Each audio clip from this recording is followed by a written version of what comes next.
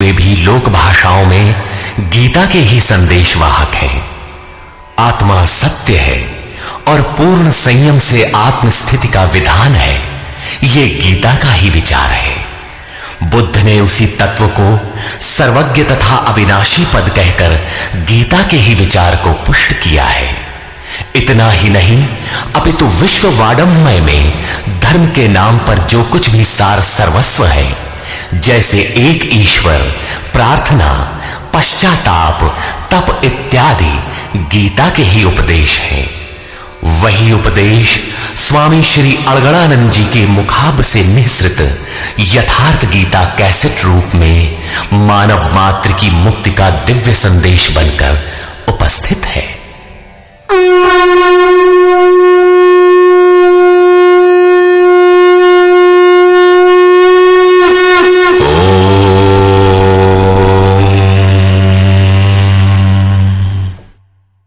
श्री परमात्मने नमः।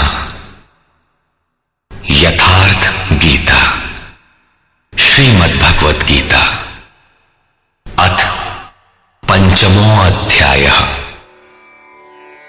अध्याय 3 में अर्जुन ने प्रश्न रखा था कि भगवान, जब ज्ञान योग आपको श्रेष्ठ मान्य है तो आप मुझे भयंकर कर्मों में क्यों लगाते हैं? अर्जुन को निष्काम कर्म योग की अपेक्षा ज्ञान योग कुछ सरल प्रतीत हुआ लगता है, क्योंकि ज्ञान योग में हारने पर देवत्व और विजय में महामहिम स्थिति, दोनों ही दशाओं में लाभ ही लाभ प्रतीत हुआ। किंतु अब तक अर्जुन ने भली प्रकार समझ लिया था कि दोनों ही मार्गों में कर्म तो करना ही पड़ेगा। योगेश्वर उसे संशय रहित होकर तत्वदर्शी महापुरुष की शरण लेने के लिए भी प्रेरित करते हैं, क्योंकि समझने के लिए वही एक स्थान है। अतः दोनों मार्गों में से एक चुनने से पूर्व उसने निवेदन किया। अर्जुन उवाच।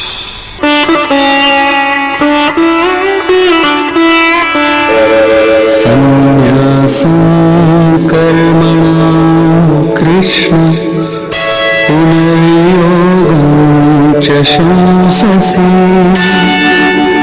यच्छ्रेयः एतयोरेकं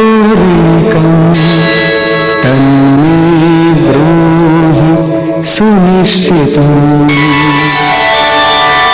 हे श्री कृष्ण, आप कभी संन्यास माध्यम से किए जाने वाले कर्म की और कभी निष्काम दृष्टि से किए जाने वाले कर्म की प्रशंसा करते हैं।